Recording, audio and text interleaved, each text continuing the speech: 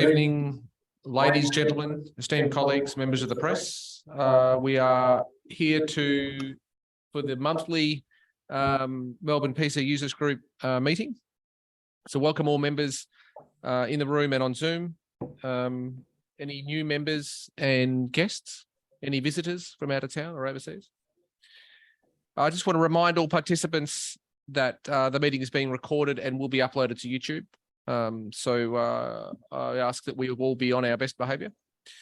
And I could remind all Zoom members too also, if they wouldn't mind, if not speaking, to mute their microphones. That would be muchly appreciated.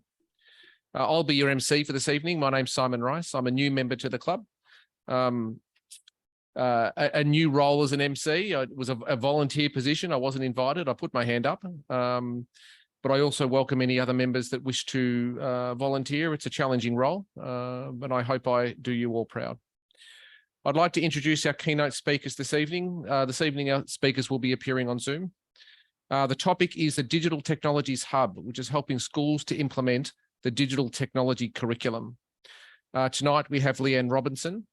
Leanne is a program director for various projects in the STEM science, technology, engineering and mathematics education space, including the Digital Technologies Hub. Leanne has managed the development and ongoing work for numerous educational resources funded by the Australian government, including maths initiatives, the Girls in STEM Toolkit, drones, safety resources, and the recently published Mathematics Hub. We also have Martin Richards. Martin is the content manager of the Digital Technologies Hub and other STEM projects, an Australian portal and repository for teaching and learning resources for the digital technologies learning area. Martin has led the development of the ESA-developed supporting resources and features in the DT Hub. So I shall now hand the meeting over to Leanne and Martin. Thanks very much. Introduction, and thank you very much for the opportunity to come and speak to the group. Normally we speak to teachers, so this is something a little bit different for us. So we hope the content we have to present to you is of interest. So before we get started, I'd just like to acknowledge the Boonwurrung people of the Kulin Nation as traditional custodians of the land that I'm on here across the bay from you all at the centre, and also to recognise the contributions of First Nations Australians in the education of our children. So first of all, I'll just briefly talk to you about Education Services Australia. We're quite a weird company. We're a ministerial not-for-profit company. So that means we're actually owned by the Ministers for Education from all around the country. We work with all the education systems and sectors. So we provide resources for schools, regardless of whether they're independent Catholic or state schools. And we do a whole lot of different things, including putting NAPLAN online. NAPLAN's a fairly topical assessment that's undertaken by year 3, 5, 7 and 9.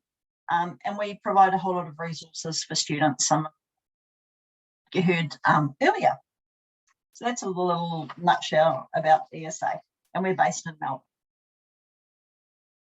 So in 2015, the Australian Government Department of Education engaged ESA to develop an online resource hub to support the implementation of the Australian curriculum for digital technologies. So the Australian curriculum for digital technologies was new at that time. Primary schools in particular hadn't really been teaching much in the way of computing or computer science digital technologies. And as I'm sure you were aware, primary school teachers are generalists, so they teach almost everything to students with the exception of some specialists. So it was a pretty big ask. We've found through research and anecdotal conversations that many primary school teachers are quite developing their confidence in technology use. That was the case in 2015, and we find it's still the case. So we were engaged to create this resource hub to support the new curriculum. So the first hub was published on the 30th of June 2016, and the site's grown after the last 7 years. So that's the next iteration. So what is this curriculum all about? So the Australian curriculum is a national curriculum, but all states don't implement it exactly the same. So states are able to develop their own version. Victoria does that, although it is very, very similar to the Australian curriculum. And this is the rationale for the Victorian curriculum. So it's talking about a curriculum that enables students to become confident and creative developers of digital solutions through the application of information systems and specific ways of thinking about problem solving. So really they're referring there to computational thinking. So as I mentioned, for a lot of teachers, this was a pretty big ask.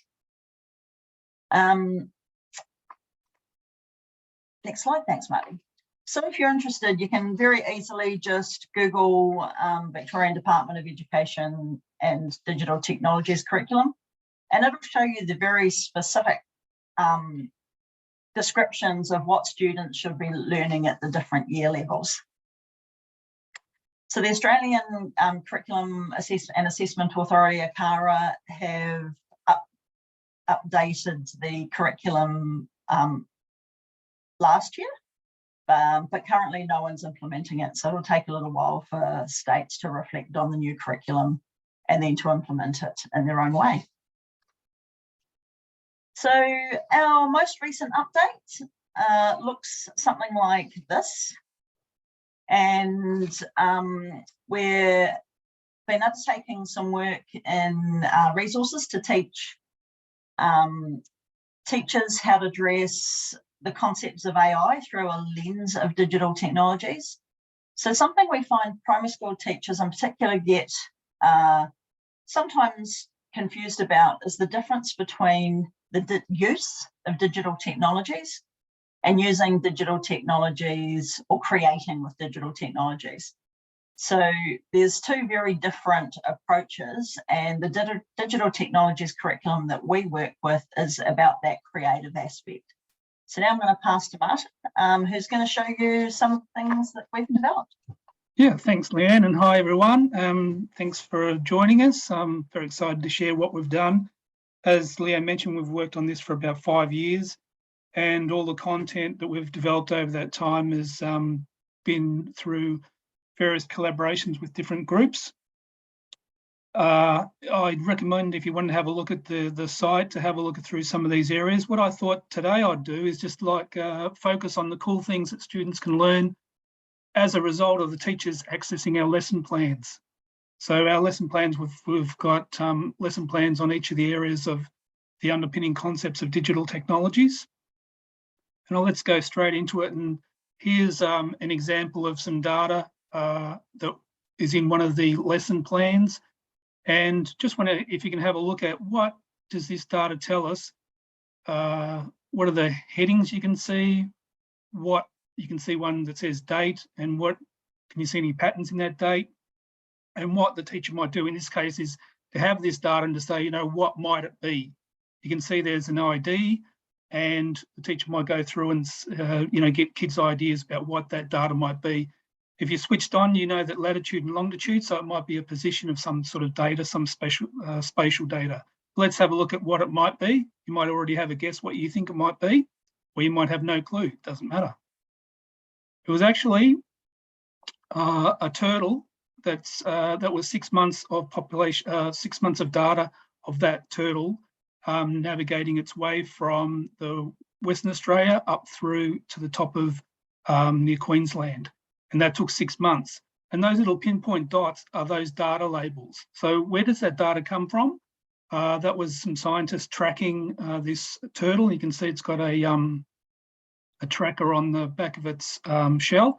And when you show that to kids, they say, oh, that's cruel, but it doesn't affect the turtle in any way. It's just a matter of getting that data and that information there. And the times where it basically came up, that's when the data was unloaded into the via satellite. So there's a whole lot of learning here that students can get into. One of the big things that we've found through research is that students, particularly girls, like to have something that is meaningful, that has an application, whether it's looking after animals, whether it's about a social aspect. So this data comes alive when you sort of map it onto a online mapping software. And you can see there that it would be a great way for scientists to map and see where this animal is in travelling. So that work was with Marine Sciences of WA. And we have some work on crocodiles. We provide the lesson plans with data for crocodile tracking, whales. There's also interesting work with the turtle. So that's just one aspect of data that I'm showing you, but there's plenty of other lesson plans that we have that focus on data and making it meaningful and trying to get students interested in using that data for a purpose. Okay, we all know the kangaroo. So what is this telling us? So this image here is a photograph. So you'll probably know about pixels. And that tail there, you can see there, it's a bit of a blur, but I can see there RGB, and you might know that each pixel is made up of a colour in binary. And in year 7 and 8, that's what students learn about. So we're basically looking at binary data, and in this case, it's used to create the image, and this is what the computer uses to make that image on screen. But we also, in terms of binary in year 6, whether we just look at the zeros on and off, there's a whole lot of learning behind how important 0 and 1 is in the computer system, which you'd mostly be aware of. And students learn that, and they work through the fact that we can look at the different ways that in text is made up with binary. So again, we're trying to get some interest in terms of where these things situate in their everyday lives. Here's our camera, our friend again, our kangaroo. And you can see here now, I've plugged that into an API, which is basically an artificial intelligence. And you can see there, it's recognised it's a kangaroo. It's 80%. So as Leanne mentioned, one of the emerging technologies we want our students to know about is artificial intelligence. And we sort of work through this process of what it is, what it isn't, how it's useful, but then how it could be also harmful. So we go through this whole process, and we've got a whole lot of lessons on artificial intelligence. And this is one small component, is looking at this is computer vision, and how does this AI recognise that that's a kangaroo? If you've done any coding, you'll probably know that there's a whole lot of ways you can use your coding experience to do various STEM type activities. So problem solving, as Leanne mentioned at the start, is a really important part of this curriculum. So in this case, the teacher was looking at, okay, how can we measure the soil moisture of different containers of soil? And we've got there, I don't know if you know it, but to the BBC microbit, my little love. It's a great little product there. If you don't know it, I'm sure you do, but it's great for kids to learn how to just use some very simple sensors and to a very simple sort of program. This program, you probably, like a normal primary teacher, would not be able to have that sort of understanding, but there are tutorials online. So I suppose what I'm showing you here is it's reflecting some of the important things that we know about professional learning. But the other thing that drives someone to learn something is having a real interest and a need to learn. So you know yourself, if you've got an interest in a need to learn, you're more likely to go and try and find out how to do something. And there's a lot of tutorials on BBC Microbit. In the older classes, we do Arduino, which you're probably aware of, and even other robotic applications. And this soil moisture, you can see here, the dry on the right-hand side was 286. That was the measurement there, and the moist was over 1,000. And that's just picked up through this little BBC microbit. So it's a cool little tool. You could get that with a data logger and buy it yourself, but to make it is even better. So we're trying to get the kids to be creators of technology, not just users. This one here excites me a bit because you've probably heard about algorithms, and one of the things when the kids are doing algorithms, you might start like with the younger kid and say, you know, follow this algorithm to brush your teeth. And you'll learn there if you do a few steps, you wouldn't put your toothbrush without toothpaste. So there's definite steps in a certain order. So in algorithms, what we're trying to get kids to understand is these certain steps, and the algorithm there we can turn into a computer program as they get down in their schooling. And this one here is basically, they've got to create between two students, they've got to create one of those models, but they use the technical language. So imagine if you're making that, you've got all the parts on your table, and you have to explain to the person next to you what parts to pick up, how to join it. You're following the directions on a piece of paper, and they're interpreting what you're saying. So again, it's a sort of, it's building up this understanding. What is an algorithm? It's a series of steps to reach an outcome. And there might be certain decisions that you go along the way. There might be parts that you repeat. This one here, and I think Leanne's put into the chat, is it's called Teachable Machine, and it's a really fantastic resource, free online.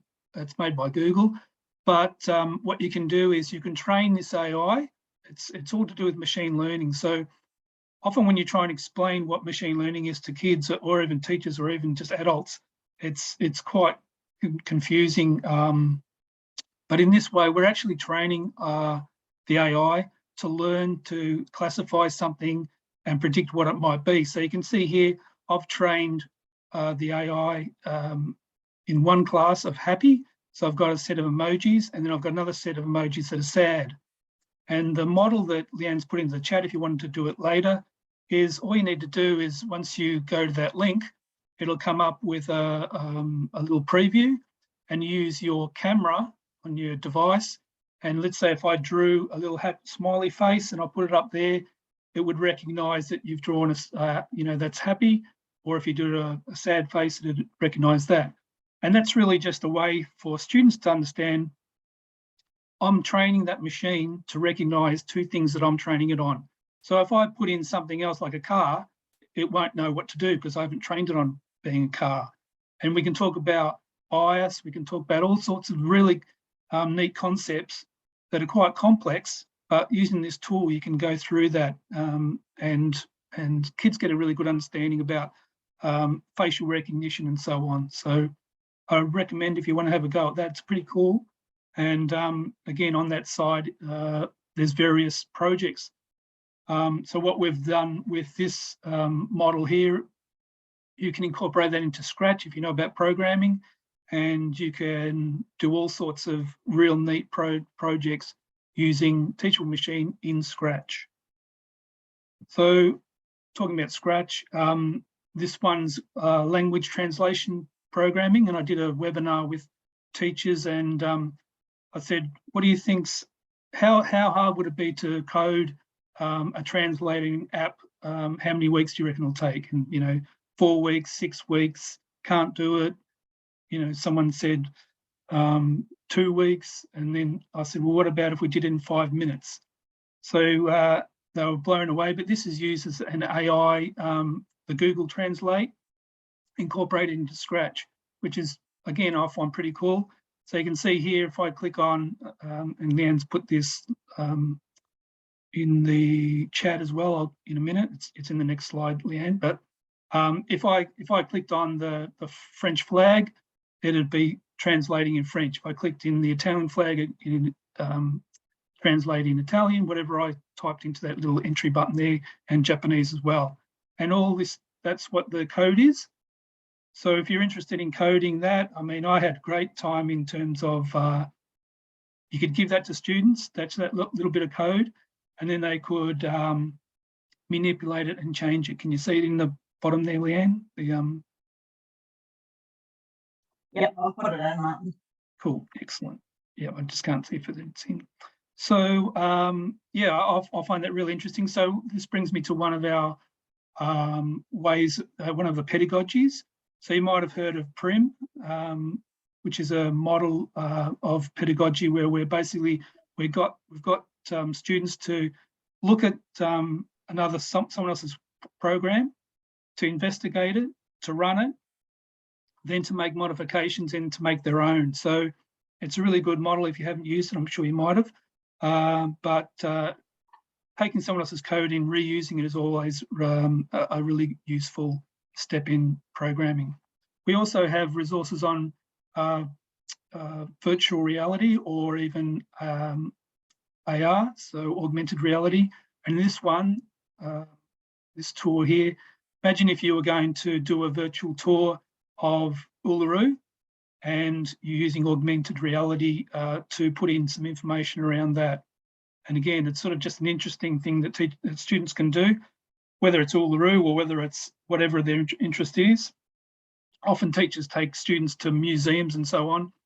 And if you get the images, you could take them back and do augmented reality in terms of, you know, some of the photos they took.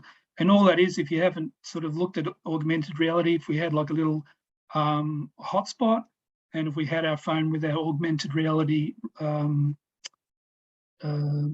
application, it would pop up some information on our hotspots. So again, it's really interesting. Kids find it amazing, and they can make it themselves, which is the whole part of this, is that problem-solving approach. Here's, if you're interested in doing any coding where you want to put a GUI, so a user interface. What we have is the first lot of coding we did in our course was really just straightforward using Python or JavaScript, and it was good, but it was really just looking at the fundamentals of coding. And feedback we got from the teachers was that we wanted to take them to the next level. What's next after doing that?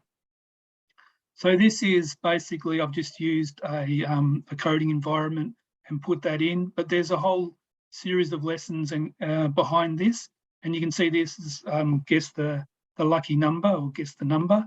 And the code there, you can see in the background, you've got CSS, so HTML, and then the script itself. So that all controls what you see on screen on the blue background there. So again, students could change various parts of the program. You could make, instead of 20, you can make it 100. You can change the background if you go to the color. There's all various things they could change, but essentially the students were given all these sort of skills to build this up themselves. And I reckon that looks pretty cool.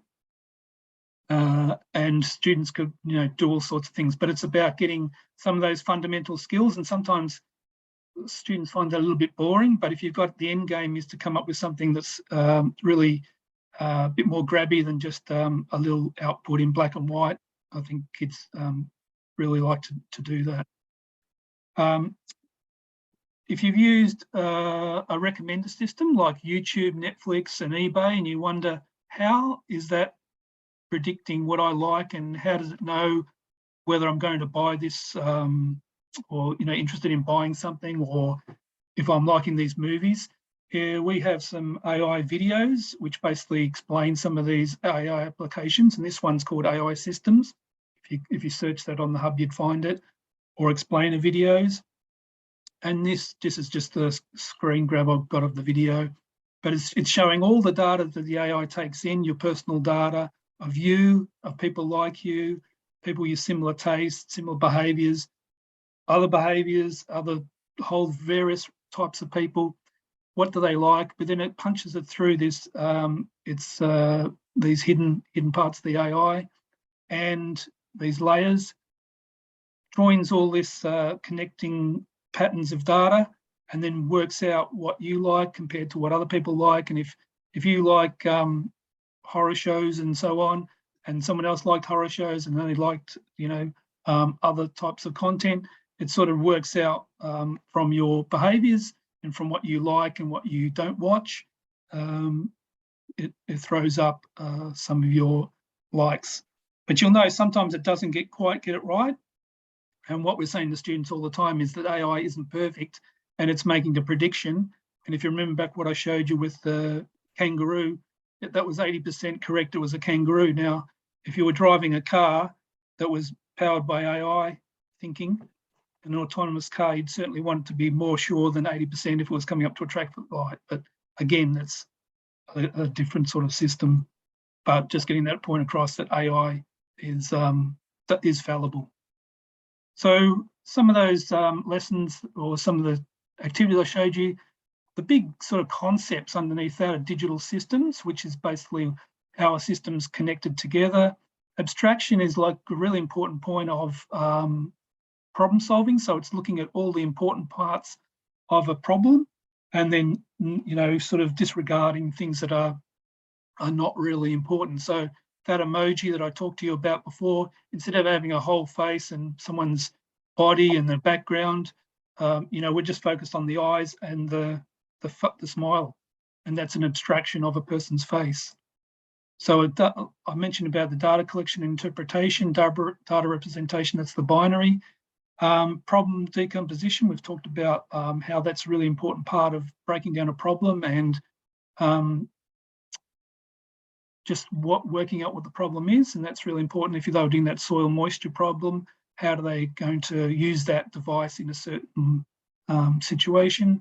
The algorithms is an important part as a lead into learning about programming. And then interactions and impacts, that's interactions is about user design. So how do you set up your program so that the interface is easily usable? And you saw that interface I showed you with the blue background and the guessing 1 to 20. And impacts is how, especially that's one with AI, how are people impacted on these technologies? So that's just a little bit of an overview of what we've done, not just a snapshot, but I'd welcome you to have a look at the Digital Technologies Hub and see what's in there. There's a whole lot of families activities. So if you've got some friends at home or family at home, or you want to share some of these digital technology topics together, there's a whole family site with all these great little activities. So we've got a lot of engaging topics. You can inspire kids with or without digital technologies. And also just want to finish up on the careers side of things. When I worked with the Western Australian marine science people, we developed these posters. And I was really just trying to show that everyday people who work with data or who work in programming, they've got a professional side and a personal side. And then they've basically gone through a pathway. And we've just highlighted some of those people that we've worked with in the projects, trying to inspire students to say, you know, this is achievable. If I'm interested in whales or turtles or whatever it might be, I can progress like this person. And, you know, they started out at a high school. I'm at a high school now. Where do I go to next? Do I go to university? What do I do? Where do they go? So it's really just trying to make it a dream that they could sort of achieve and make it realistic. And we've tried to avoid, you know, it's always good hearing about an astrophysicist, but when the moment you say that, is a lot of the kids in the room just go, oh, I'm not that smart, or I'm not interested in that. Whereas this is more everyday people doing an everyday job, but something they really are passionate about. I'm going to stop there. And Leanne, I don't know if you want to finish up and summarise anything. So Marty, there's a question about, do you have any way kids can feedback to improve lessons? So I said, you know, in education, we often use rubrics or, you know, have our assessment sort of clearly in mind when we begin the lesson. So I don't know if you want to stop the presentation and maybe I shared the link for the assessment materials. But did you want to talk about some of the different ways that we do assessment, sort of peer assessment and that type of thing? Yep. So I just wanted to clarify the question. Was the question actually about the student saying, is the lesson on track, or is it about learning about showing what they've learned? So Kirsten, I think, is it about how can students sort of reflect on what they've done, or children reflect? Yeah, just like contributing to lesson plans and so on. Like if they do a lesson and they don't understand it, how can they? Yeah, like are there any metrics on like I know with maths, say, or something that there'll be various ways you can go wrong. Yeah. And are you gathering like the data that the kids are going wrong on, or are they able to go, oh, look, it would be more sensible if we did it such and such a way? Does it make sense? Yeah, so I suppose one thing is that the teacher, they implement the lessons, and as Leanne said, they'll have an intention, what they're trying to get across, and they'll know their students. So when they pick their lesson, for example, let's say we chose that the BBC microbits, and if the kids had no coding experience and no experience doing that, you wouldn't start them off by then trying to do the soil moisture activity. You know, you'd take them right back and have a lesson where you're sort of introducing that. So one of the things with the teachers is obviously knowing their students and where they're up to. And it really is important for the teachers to sort of try and know the content themselves. So it's this balance. I hope I'm answering the question what you're asking, but for the teacher to sort of understand the content area enough that they could sort of deliver the lesson that's going to be meaningful to their students. And the feedback from the students would be, is it too challenging? I don't understand this. Obviously, they could ask their teacher and the teacher could sort of take a few steps back. Or if it was too easy, sometimes they need more of a challenge. Another appropriate challenge task can be provided. Hope that makes sense. Yes. And in reading, they often say, you know, there's actually 4 years in every year level. So, for example, if you're teaching a year 2 class, you might have students who are sort of at prep stage through to those who are sort of at year 6. And that's certainly the case with digital technologies, but I think it's even broader than that, because you have those students who are just so self-motivated and so driven that they often know more than the teacher. So, you know, we've got a teacher who doesn't mind handing over the reins, and you know, there's quite a lot of teachers who are happy to use those students in a mentoring role and actually build their skills by allowing them to expand their own expertise, but also share their knowledge with their students.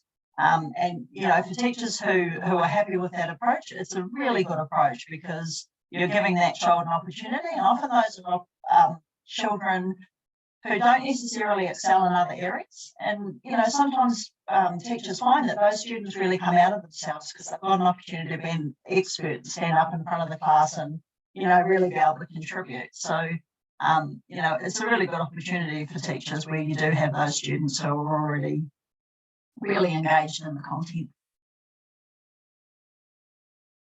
And do you have like kids that are on the internet a lot and doing their own YouTube, Minecraft stuff, and does this give them like a way to connect what they're doing at home with what they're doing at school? Yeah, Sometimes. There's obviously when you go into a classroom, the teacher's going to have a very broad range of students. So you'll have the students who are going to coding clubs and doing that sort of thing, be very interested, and there'll be kids who have never touched any coding at all.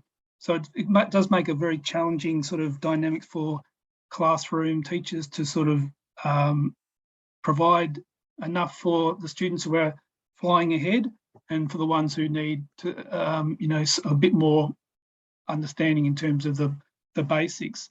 But our site is primarily, we've got, I mentioned before, we've got a family section.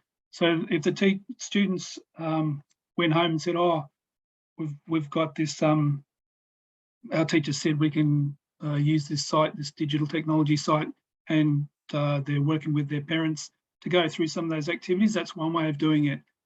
In the student side, it's more like some of the projects, trying to inspire students what other kids have done. And then we've got the lesson plans, which is really driven by the teacher. So we've sort of got a couple of different ways to try and improve student learning.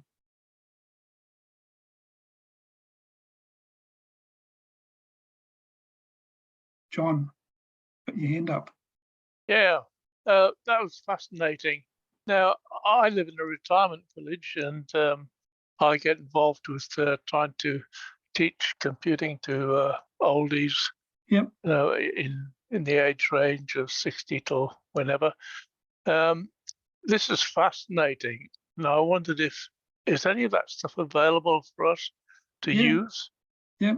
So I can log on to the website. It's all free. There's no login. So it's That's- basically the trick would be to find what I'm sharing with you. But a lot of our lessons, so if there's anything to do with programming, we try and say, for example, that Scratch lesson. And, you know, if you're probably with older people, might be a good way to start just as an interest.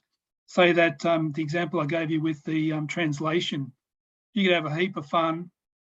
I think I'd get them interested in the turtle to start with. Oh yeah. That's a great one. And the soil testing, quite a few of them are interested in gardening. Yep. Well, you know your audience. I think anything that fascinates people and gets them interested, there's always that sort of reason to learn. So you get inspired and you try and learn how to do stuff. The thing with the BBC Microbit, there's heaps of tutorials online already, so you can access those. And we have little projects on there as well.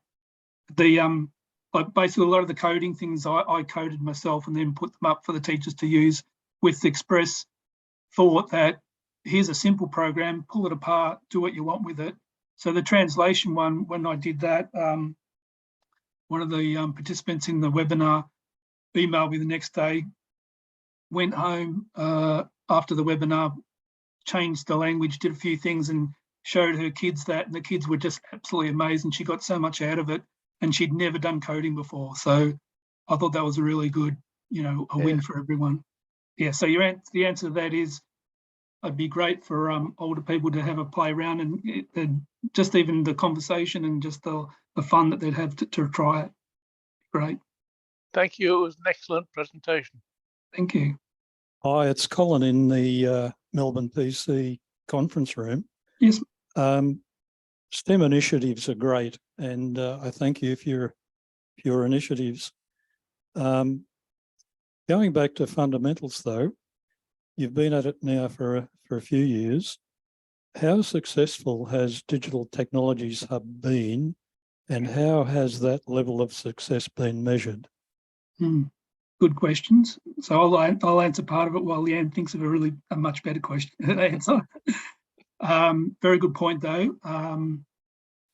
One of the metrics, and it's basically usage. So as I mentioned, we started in the days when the new curriculum came out. So our role is to provide some resources to teachers that fit the curriculum. So that was one of the first things we were targeted with.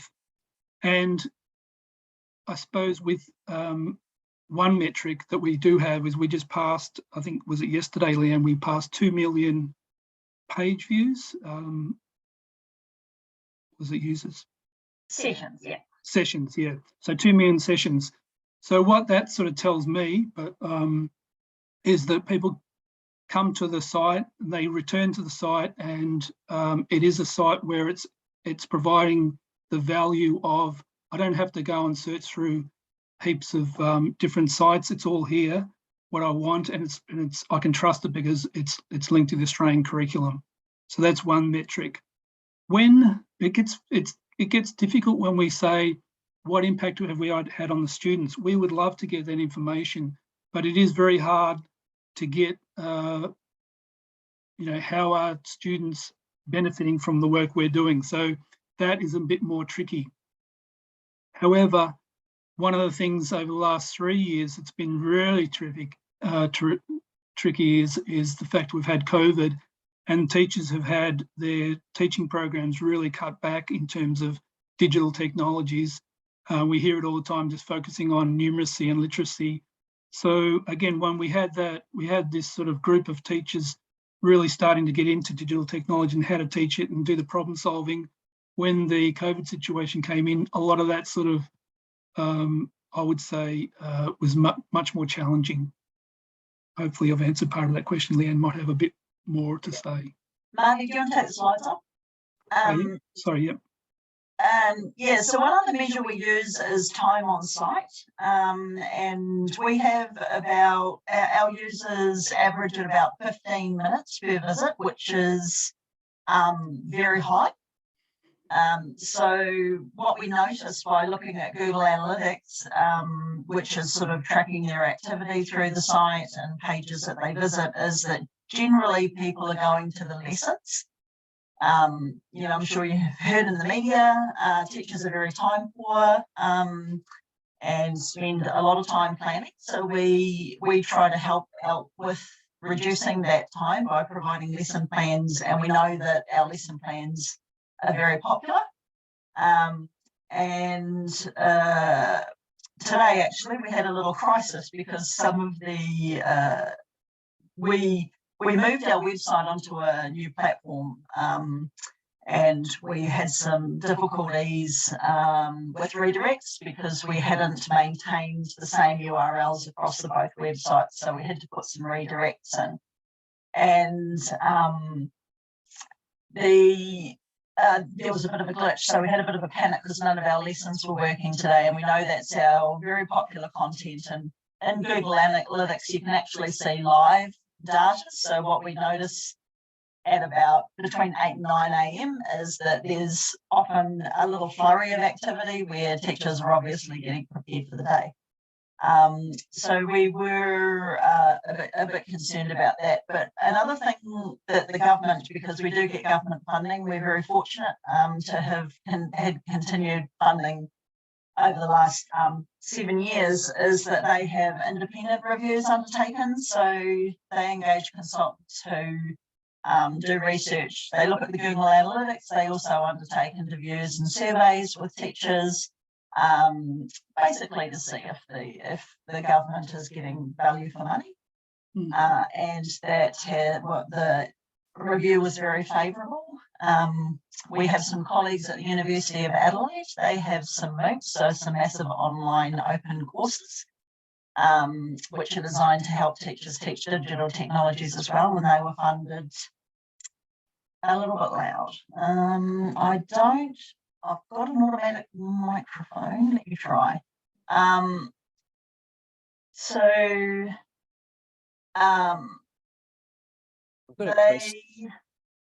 Let me turn it down a bit. Can I ask a question? Yeah. So my name's Stephen. I'm here in Moorabbin, and the question I have is around the confidence building that this sort of stuff results in. I found, like, if I think of my own kids, they'll have a go at anything and they're generally more confident, and maybe the average adult isn't, because they'll have their own like limitations and various history or context or whatever it is in their life. And I guess the question is, do you find that, like, how do you get teachers to be more willing to have a go at this? Because some of this stuff is pretty complicated. I work in IT for my whole career, so I know some of it can be quite hard.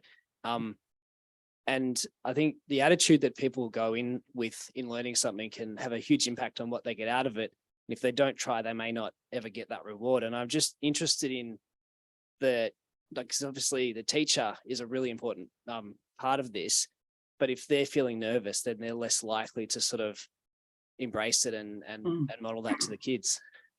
Yeah, you're absolutely right. And Martin and I have experienced some workshops before. We were in a workshop at one stage, and there's a small device called a Bebot, which is a fantastic little tool that's used very young in the very early years.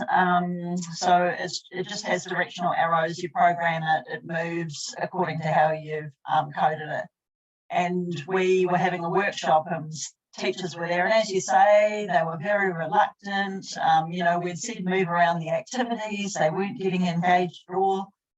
So I sat on the floor and said, you know, come and play with this. We had Pokemon Go was very popular at the time, so we made a little Pokemon Go game with the Bebot.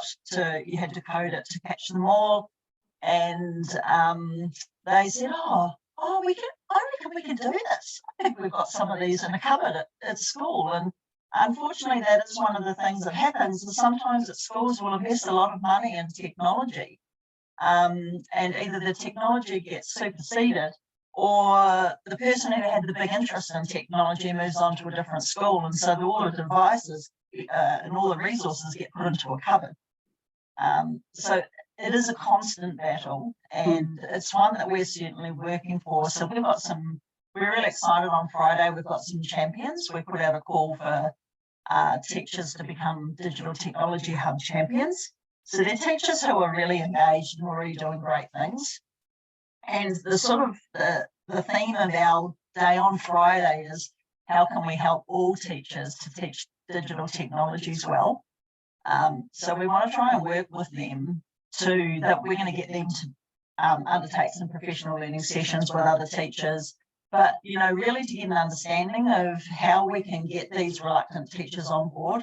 I'll pass to you, Martin, but yeah, you're right. It's certainly still an issue.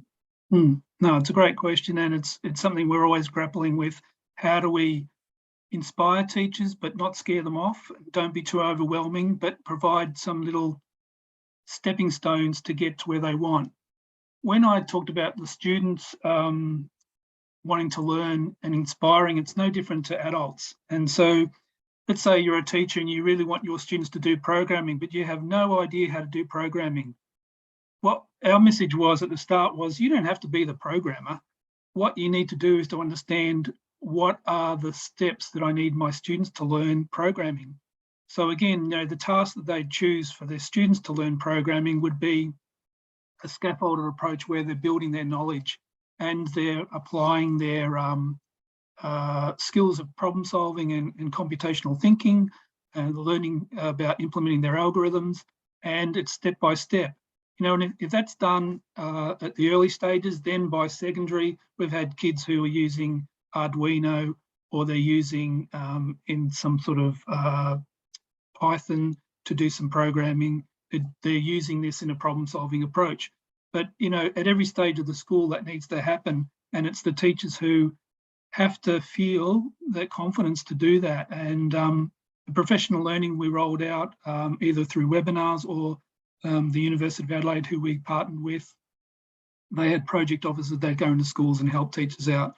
But again, we're still at the same impasse. Teachers have to make that decision. I want to be able to offer how to do Excel in my classroom, to do this data. They have to learn it. And if you've got that inspiration to learn, you'll learn. It might take a bit more, and if you share it with someone else, there's plenty of ways to learn if you want to. I'll just leave it at that. There was a question about ChatGPT, and I just thought I'd mention that because that's very topical. And with our work, ChatGPT, as you know, it's a generative AI, so it generates text answers to any questions you have, and it trawls the internet for all manner of data. And that data, it's basically can be biased. It can be data that's here, there, and everywhere, and it puts it together and it produces some pretty unbelievable output. However, it's caused a big, with education systems and universities, is basically now students just using ChatGPT to do all the answers.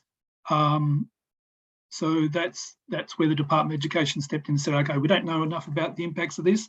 Let's stop the use of it until we can work out exactly what is the implications for our teachers.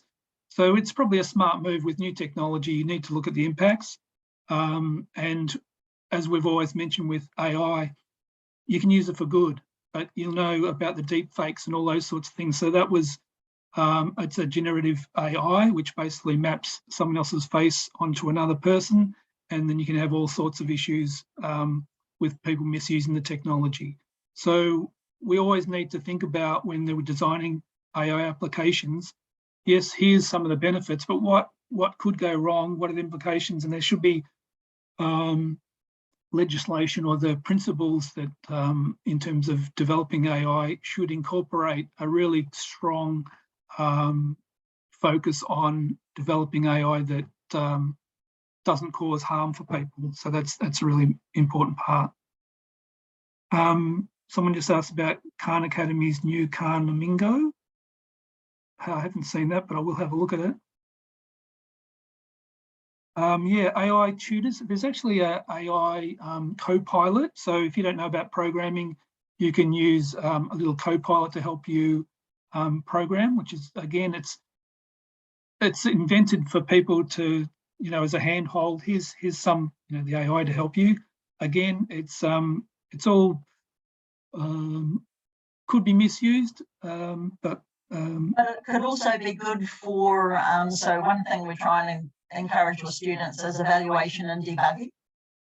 So, you know, by you being able to use some generative AI to develop some code, it's a good opportunity for students to be able to evaluate the code and its effectiveness and do debugging. So, you know, as Martin says, it can be used for not good purposes, but there's also some opportunities there too. But at the moment, most states, except for South Australia, have banned the use of generative AI in schools.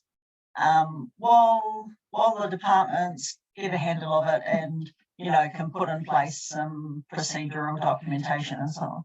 It's funny because when 3 years ago or 2 years ago, when we were developing the AI resources, there was virtually, you know, hardly anything happening in schools on AI, and then the Chat GPT came in, and it's all of a sudden it's like flaming the whole situation. It's like everyone wants to know, what is this stuff?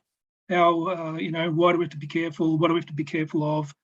But there's so many innovative Australian AI applications. When I was researching it, it's actually unbelievable what Australians have done in this field. And one of the things I'd like to get across is the great work that, you know, happening in farming. It's happening in Indigenous ranger type situations where they're looking at across the land and monitoring and managing pests and so on. It's so widespread, and the worst thing would be if we actually focus so much on all the negatives, we don't know about the good things that we're doing in Australia on AI. Yeah, with the agricultural one Martin mentioned, there's AI identifying weeds and being able to pinpoint them for disposal. It cuts down the manual labour significantly. Okay. I'd like to thank Leanne and Martin for their talk. Is there any other questions? Quick questions? Any in the room or on Zoom? I think we've answered everything, and the answers were very complete too. I found that the few questions I thought of were certainly covered. So yeah, I guess, do we offer a round of applause for Leanne and Martin?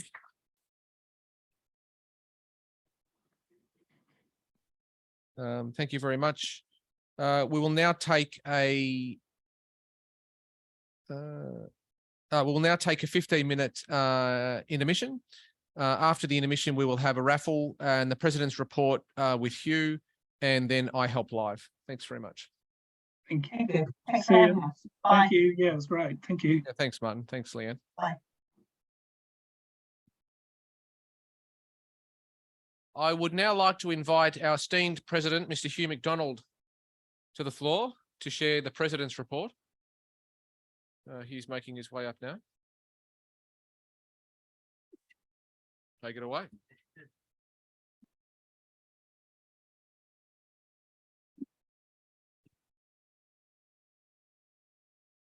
Hi everyone, good evening. Hope you're all well. Hello to all those on Zoom as well. I'll start this one, first of all, to welcome Simon. So as Simon said at the start of the meeting, he volunteered to become the MC this month after us having a vacancy. So yeah, thank you very much for doing that. And the idea is to have multiple people doing the monthly meeting from time to time. So if you've ever, you know, sat there at home and thought you'd love to MC a meeting, then do get in touch with me or with any committee member and let us know that you'd like to do that, and we can you know, put you in touch and show you the ropes and get that happening. So hopefully hope to hear from a few members on that.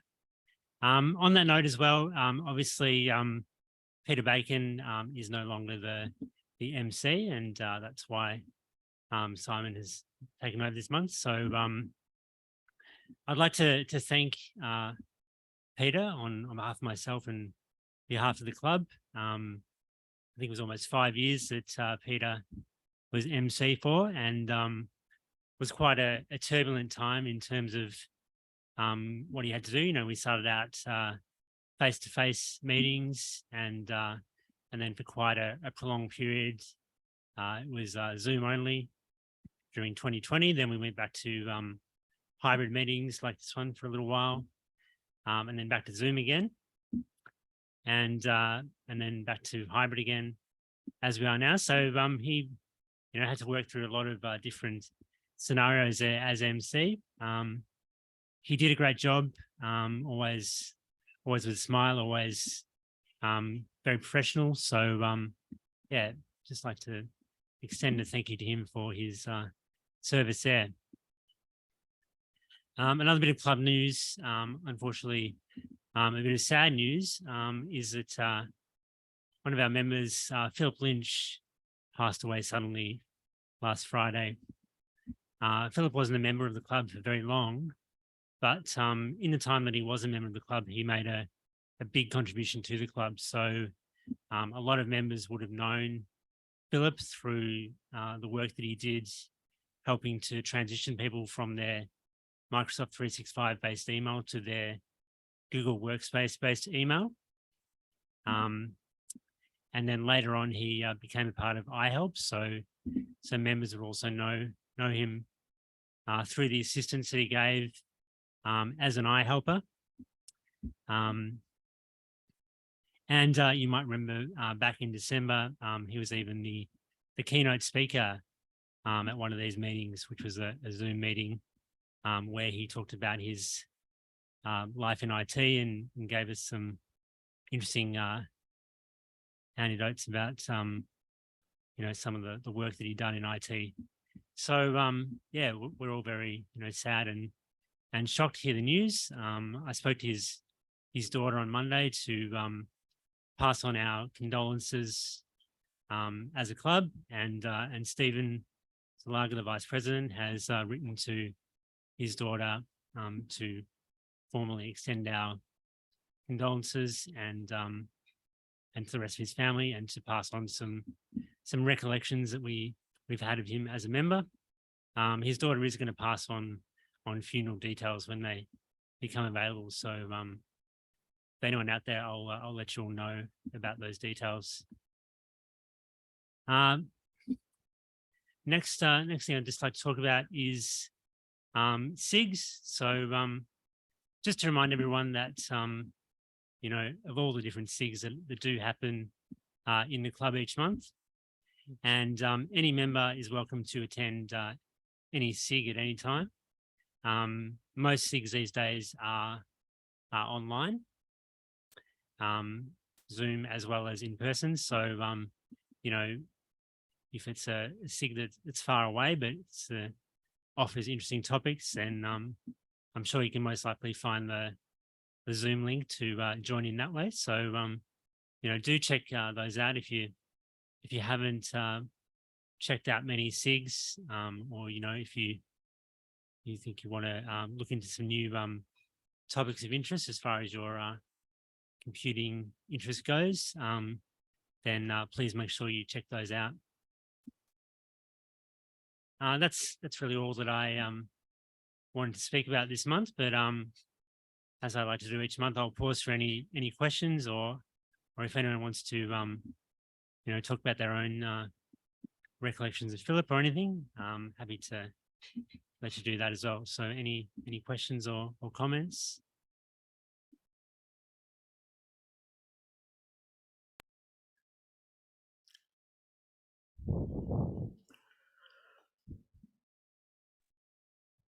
No, it doesn't look like it. Okay, well, yeah, thank you, everyone. Have a great month, and I'll see you all next month.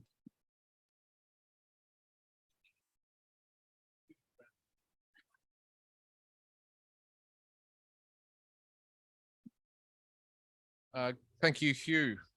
Next, I'd like to invite Bert to begin the iHelp Live via Zoom. So I'd like to remind members that if they have any computer issues that they need solving, then this is the time to ask them. Also remind members that iHelp is, I probably should read that, not in that way, iHelp is available Monday to Friday, 10 a.m. to 3 p.m. For any member. Bert, take it away, Bert. Simon, this is Harry impersonating Bert. Oh, Bert wasn't able to welcome, come Harry. today. So I'll pick up something that the President just spoke of.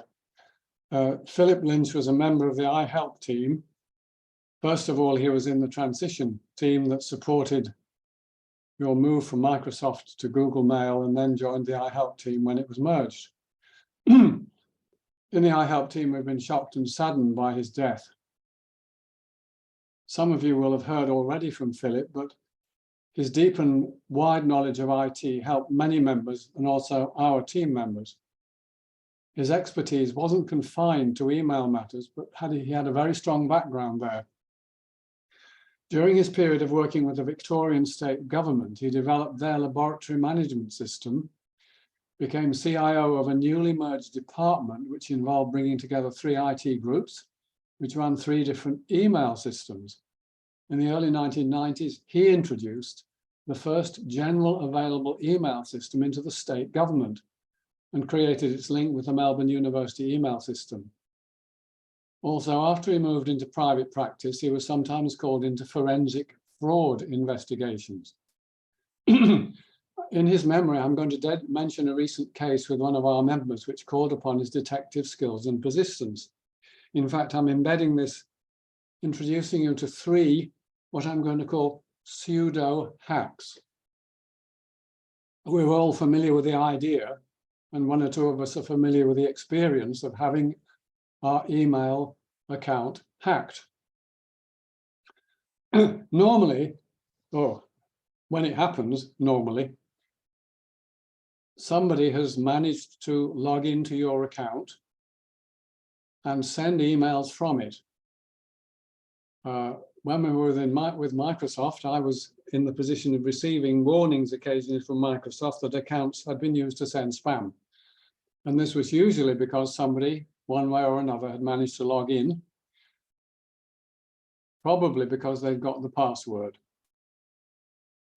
Now, the pseudo hacks I'm going to talk about feel like hacks from the victim's point of view, but do not involve logging into the account. So a couple of weeks ago, a member approached us because he was noticing a lot of bounce messages in his inbox, indicating that somebody had been sending email from his mailbox, which had bounced because, as by the way is quite typical with these cases, the spammers use randomly generated addresses, and some of them don't exist. On rare occasions, I've been able to view these addresses I've sent, and it's pretty obvious what goes on. They run programs to invent email addresses with plausible domain names, and a proportion of them only are actually real addresses. And so if they've been sent from your account, you get an awful lot of bounce messages. Now, the puzzling thing in this case was that there was no evidence that our member's account had actually been accessed. Now, when Philip looked into it first, he detected that some of the messages had been sent with a reply to address. Hello, I'm not sure we really need to see that now. That the reply to address had been set as the member's address. In other words, somebody who wasn't in any way able to access the account directly was sending multiple emails and using the member's address as a reply to. Now, I've never figured out, and I don't think Philip made any suggestions as to why on earth anyone would want to do that to you, except to annoy you. I mean, they're not benefiting in any way from that, but there you go. However, when Philip managed to look at rather more of the cases, he detected something which is actually quite disturbing. And I'm not sure whether we shall ever see the end of this now that Philip has sadly left us. The member in question had an email account with Optus. The email messages, excuse me, were coming from another Optus account, but sending as if from the member's account. You know that it's not too hard to set up an email message so that it's sent from appears to be sent from somebody else. There's a field there with the person's name in it, which you can use. You can put anyone's name in that and the systems won't pick that up. But this one was more serious. It was actually being sent as from the member's address in Optus. Now, to reassure most of us most of the time, this is not generally possible. If you try to send an email using somebody else's visible identity, that's to say you can manage to insert their sending email address into an email, as well as the personal name, the security systems that are now quite standard and are certainly used by Microsoft and Google insist that the sending address must be matched by the sending email server, which is called the SMTP server. So this was at first baffling, and what Philip managed to discover, because of those forensic skills which I mentioned, was that the sender was inside the Optus domain. So if a message is sent from within the domain, those security checks are not made. Now, I was familiar with something of that nature myself when we were with Microsoft, because if you sent an email to another MelbPC member within our system, it was privileged because it was like an in-house message in a company. What I'm really surprised to find out is that that was possible in Optus for personal accounts. But the main thing that caused anxiety here was that neither using the first technique, which is using the reply to address so that an account receives multiple error messages, nor the second case, which apparently was most of these messages being sent from within the domain, involved any invasion of that member's account. What you and I can do about that is quite a different question. The issue in the second case was raised at Optus, and the hope is, although it's not, the optimistic hope is that they'll do something about their own systems. So, because normally systems, certainly I know this from the Microsoft system, will detect when an account is sending thousands of messages, and they will shut it down until they figure out what's going on. But if the Optus system is set up so that personal messages can be sent to another Optus account without that being detected, then they need to change their system. The third example of a pseudo hack happened to a friend of mine, and I thought I'd mention it because I hadn't happened to come across this particular one before. In fact, my friend's email had been hacked, but what the hacker also did, which was proved to be quite damaging, was to send phishing emails using that person's name and an email account in a different domain using the same prefix before the @ When when Microsoft closed down, well, when I knew Microsoft was shutting down our old system, which depended on what was called managed domains, I took the liberty of creating an Outlook.com account using the same prefix as my personal Gmail account, precisely to stop that kind of thing happening. I don't know how often this happens, but in that particular case, it caused a lot of damage because the I can call them a hacker, but it wasn't a form of hacking in the narrow sense, had used quite clever psychological tricks to get people to send money to third parties. It was along the lines of Mama, I'm overseas mum kind of scam, where you receive an email purporting to come from your daughter or whatever, saying that she's lost her phone and can you send money to this place, which is, I think, probably now competing with the Nigerian scam in terms of the actual psychology, the social engineering that's being used. But again, it's a case where the effective scam doesn't touch the account of the person who is being represented. And I suppose all these things go to show that we are all in the middle of a continuing arms race between the scammers and, where possible, in this case, the email providers who are endeavoring to protect us from a rising business. There's any amount of publicity in the press now about the rising rate of fraud broadly in the internet. And the ones that most closely affect our members tend to be those involving email. So on that cheerful thought, I dedicate this part of my contribution to Philip's memory and invite anyone at all to join in the fun at this conversation. With questions or comments or anything at all. Doesn't have to be on email, by the way.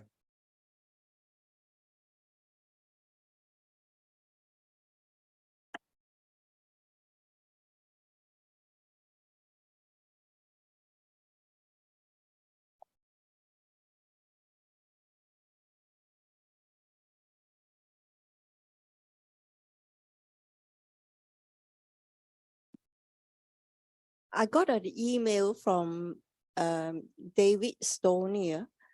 Some members were getting 10 or 12 PC updates. Has that been solved? Oh yes, sorry, I should have mentioned that one.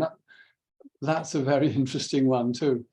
I don't know if David Stonier Gibson is with us at the moment, but he received, I'm sorry to say, a number of irate emails about this. But that also, for those of you who haven't been following every stage of our discussion in Spaces, I better explain. As it happened, the most members affected had OptusNet email accounts. So Optus is in the frame of it at the moment. But what happened, what was it, about last Thursday or Friday now, when David sent out PC Update, was that about 90 members received in their inboxes multiple copies of the email. In one case, I think I've seen 15. And they were understandably concerned about this.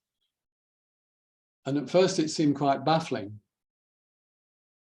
We looked into the record of the email sent. The email system we use for those is CivEmail, which is part of the membership system, which is CiviCRM. So they're not sent out of the same system as when you send a personal email using MelbPC, okay? But how on earth could this have happened? That most people, I think 93% on my estimate, received the thing quite normally. The unfortunate 7% received not 1 or 2, but 10 plus copies of the same message. And a couple of us acting independently decided what must have happened, but I'm still looking for, if only he were here, Philip Lynch would be the first to tell me if I was wrong, but unfortunately he's not. What happened seems to be this. The message happened to contain a rather larger copy of a larger attachment than normally happens. We do send the PC update as an attachment because that's the simplest way for many members to access it. As you know, by now it's also accessed on the web and the email sends you a link. Now, the attachment gave some of the receiving email servers indigestion. They couldn't quite swallow it because of its size. And fortunately, one member posted in Spaces his complete list of, I think it was 15 incoming messages. And you could look at the times. And it was a real time, well, an experiential proof of what our sending email server does for a living. It sends an email and it patiently waits for the receiving server to say, I've got it, because the system is designed to get receipts. Although you don't always realize this, they are there.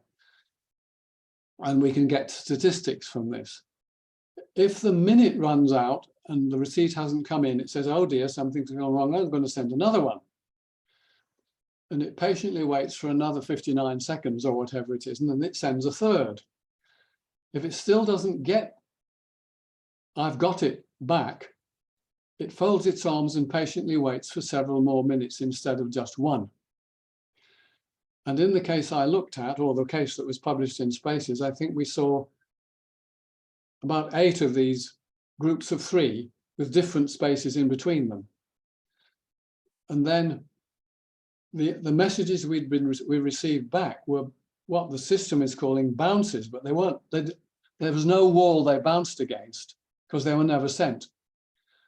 There was just it was a label that was used. The system was saying, I've not received an acknowledgement after 14 hours, so I'm giving up, and I'm telling you I've given up. So that's what's happened. I think those members who were affected may well have been sent another message, but in fact, they've all got it several times. But we didn't know they'd received it from the message. The best we knew from our end until the complaints started flowing in was that after 14 hours, the system had given up sending.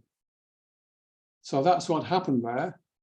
I think it's been an interesting real life lesson in how our system works, but also I think we know what to do next time, which is to watch the size of the attachment.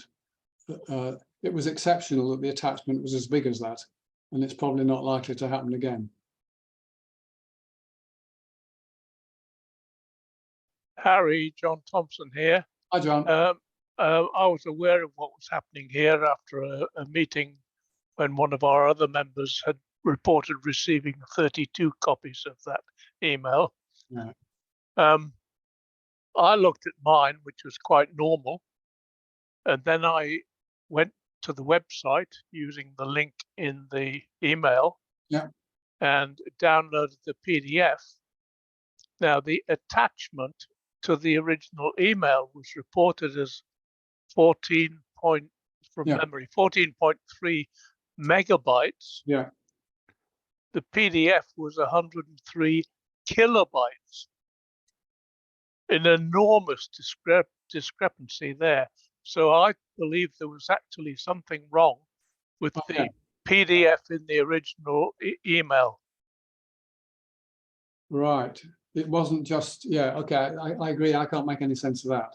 I hadn't looked at precisely the size of the attachment, but when people got into the discussion, I think we know that some of these email systems will block anything over 10 megabytes as an attachment.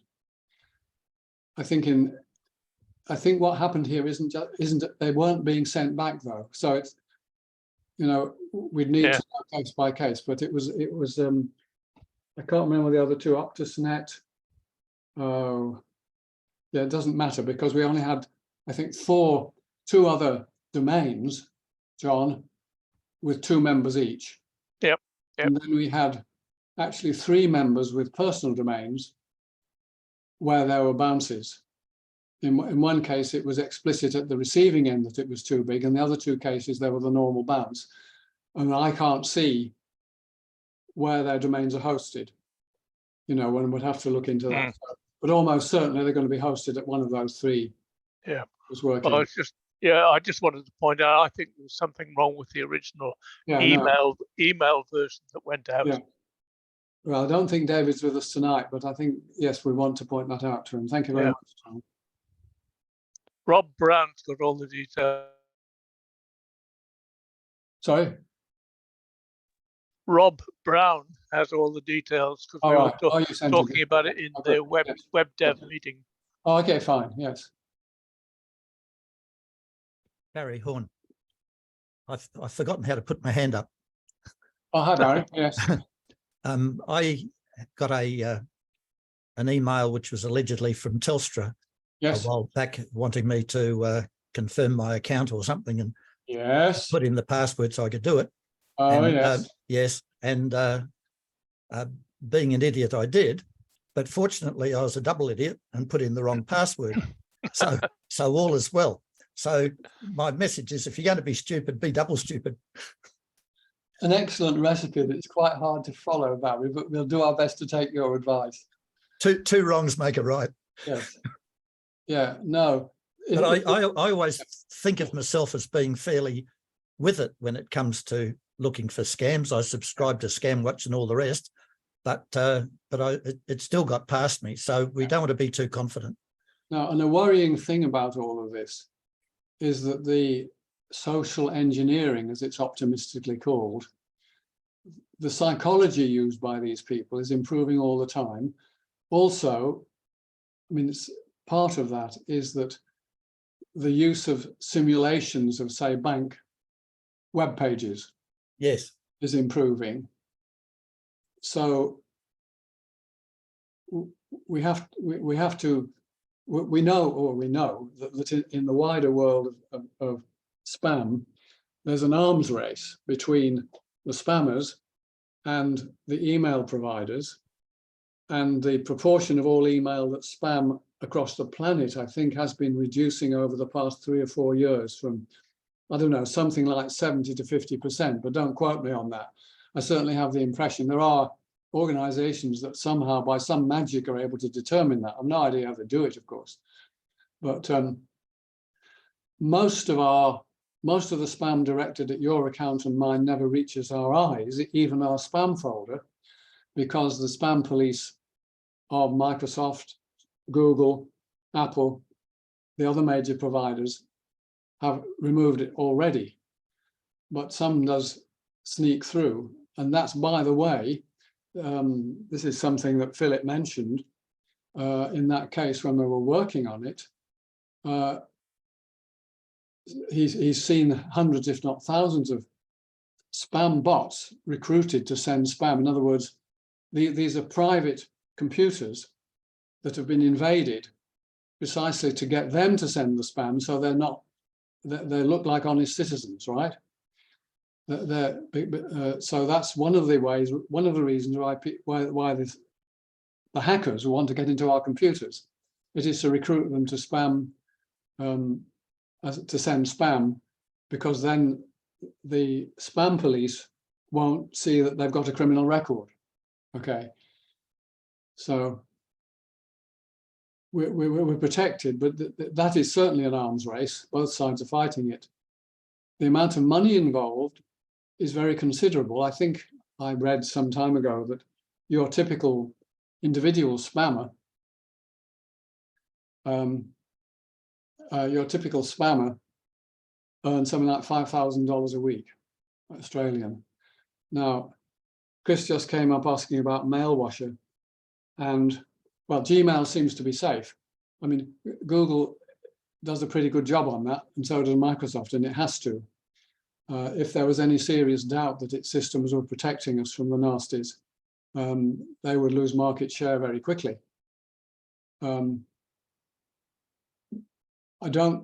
think some of our members use Mailwasher from what you might call the good old days, when there was a lot less spam, but also the capacity of our in-house system to prevent spam arriving at our inboxes was probably a lot less than that of Microsoft or Google.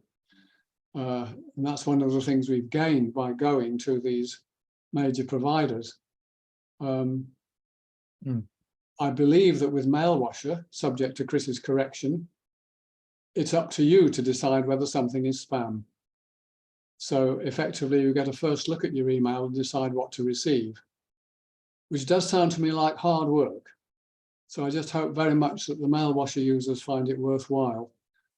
In a way, they could possibly set up their 2 computers. I don't quite understand how Mailwasher works, but a good test would be to have 2 computers, one of which just relied on Gmail, let's say, to filter the spam, and the other which relied on you, and see how much got through. What I'm calling the psychology of it, the social engineering, it applies, of course, to the sending of, not just to the senders of spam, but to the way that the emails are presented to the spam police. So if you look in your own spam folder, you will probably see some things that you were surprised even got through, but you can be grateful they're in your spam folder.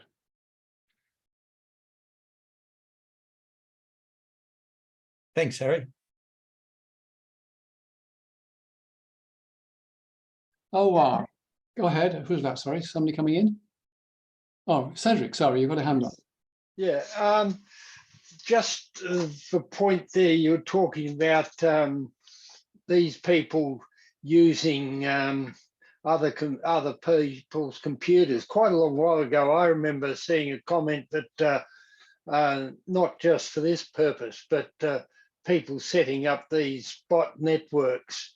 And the comment was that, which if you want to do a really heavy password breaking, which involves incredible amounts of computing, this same sort of stuff as you might have the computing power of the Google search engine. And these people, the comment was that there are an awful lot of unregistered Microsoft systems in China. And that was one of the favorite places where these people were using the computers, because apparently the unregistered systems are easier to take control of remotely. Right. And it's that you had a possibility of getting not just a couple of thousand, but goodness knows how many zeros on the end of the number you had. Yes. So I just thought I might enlarge on that point. While we're touching on that topic then, just to repeat the familiar refrain, your best protection against your password being hacked or guessed is 2-factor authentication. Yeah, yeah. And to be quite clear, in case anyone in present company doesn't know, and they probably do, it's a bit of a faff to set up, but most of the time, once it's set up, you will not yourself be having to use the second, whatever it is. Often it's an SMS code. It's actually better to use the authenticator apps, because SMS isn't quite as secure if somebody gets your phone number. But that means that your random person who, however they've done it, tries out your password in what was, you're talking about brute force there, Cedric, it's called. If you just have a program that runs through all the possible passwords in a fairly intelligent way, like it uses 1, 2, 3, 4, 5, 6, 7, 8, 9 before it's used Arbuthnot 352 or whatever, you know. And it's when you, every now and then it pops up in the press what the 10 most popular passwords are, and you couldn't believe how silly they are, right? So brute force throws X passwords out. Do you remember when Lloyd Barrett gave a talk on this topic about, well, probably 8 years ago by now at a general meeting on a Wednesday, talking about this and saying how what a good idea it was to put something like 24 full stops in your password, because it exponentially increases the search space. But if you did that, you've got to be very careful how you type it in. So I wouldn't recommend that as a simple recipe.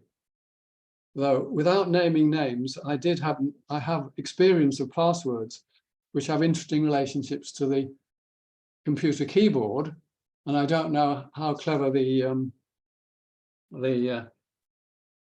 brute forces are at detecting this, where you have a password that consists of 4 consecutive keys, some of which are shifted and some of which are not.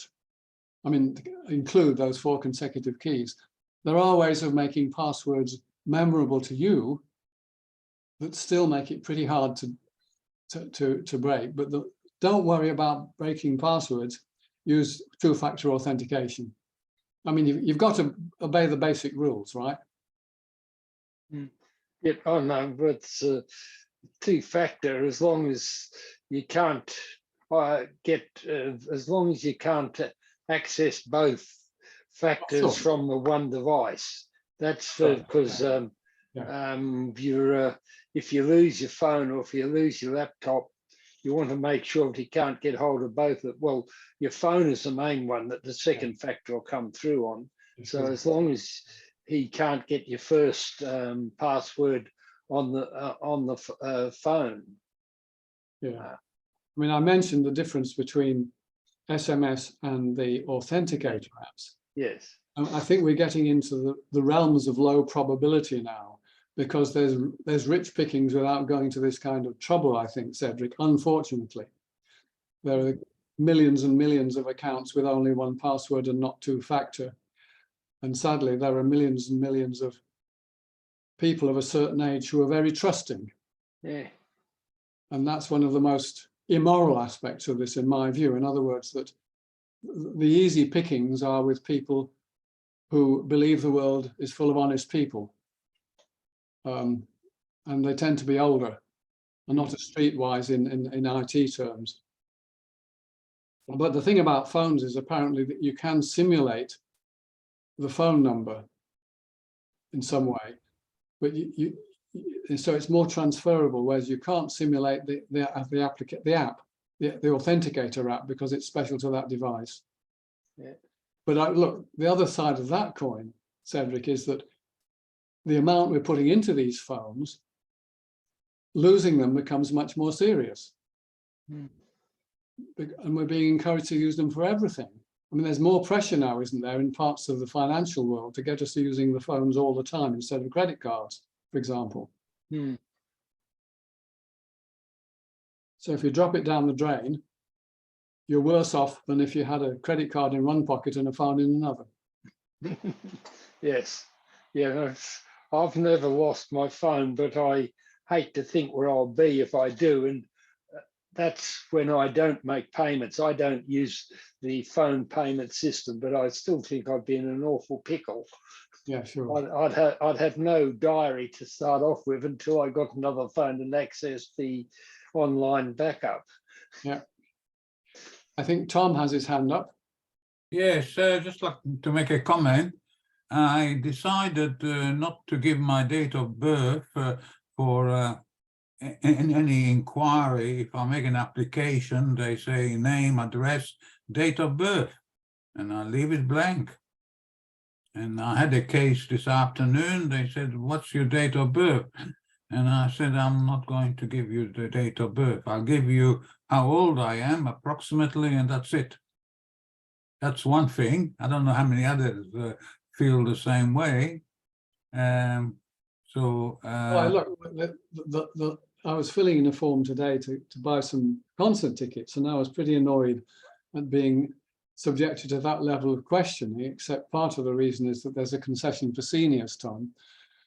But I'll tell you that my Facebook account has my date of birth with the year wrong, right? In other words, one thing you can do if they insist on getting that information is to falsify it to within limits. Well, in some of the online application where the thing will not go any further unless I give a date of birth, I have a secondary fictitious date of birth. Right.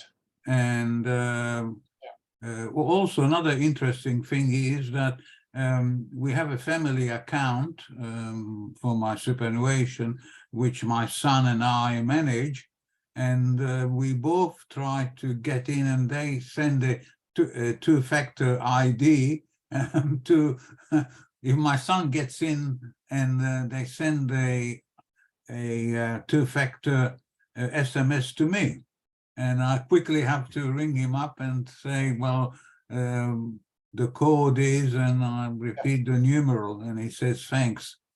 I see that John Swale has his hand up, but just before he speaks, let me mention something, because that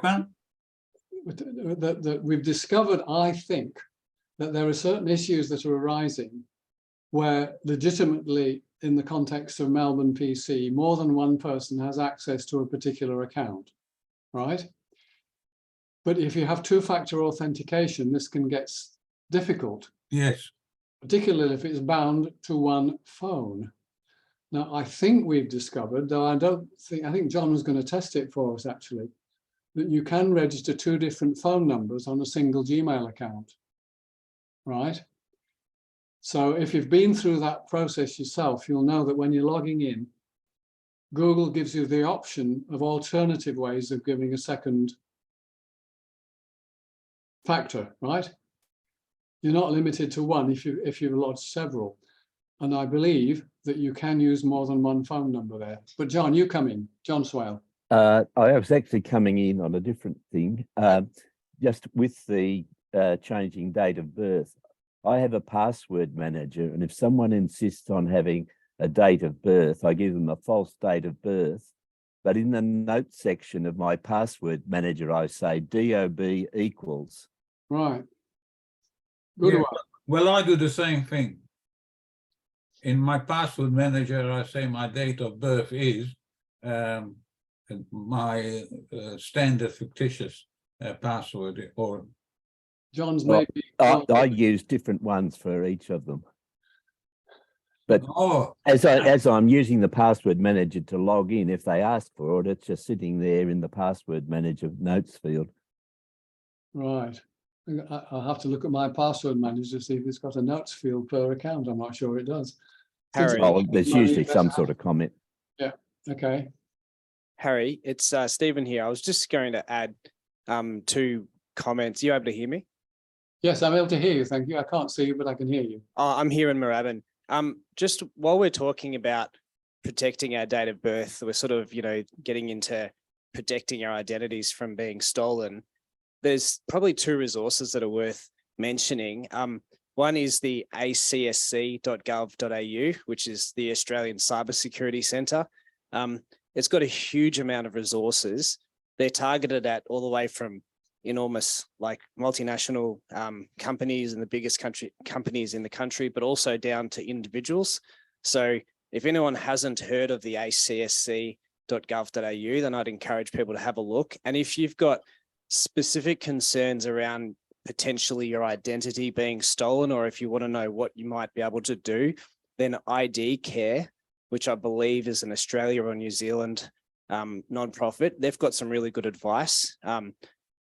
They sort of got a lot of demand when Optus and Friends had their respective hacks, but those 2 resources are probably worth people maybe having a look around at. There's a huge amount of resource and sometimes it can be intimidating, but if you've got specific questions, those resources have got some really good advice. And then, there is a lot of these resources, and this should continue because the bad guys are going to continue. So I think the government is sort of starting to increase the knowledge of these things. Thanks, Stephen. Good. Okay, well, thank you, everyone. Is there any more questions? No? I would like to thank Harry for his contribution this evening. Thank you, Harry.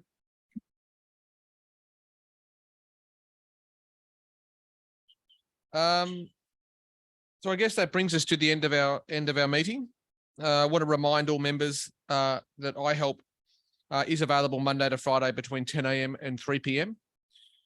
And I'd also like to offer an invitation to any Zoom member to attend in person. It's a hell of a laugh in here. I think it's a very lively bunch and we have a good time, and you get the opportunity to win a raffle. So all those on Zoom are missing out. So I'll see you next month. Yes.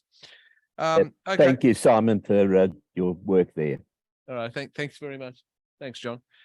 So I guess that wraps it up. Our next meeting will be on the 7th of June 2023, that's a Wednesday evening for those who don't have their calendars in front of them, at 7 p.m. Here in Moorabbin and via Zoom. So we'll still have Zoom available, even though everyone will be here, we'll still have Zoom available. Yeah, thank you very much. Thank you, Simon. All the best.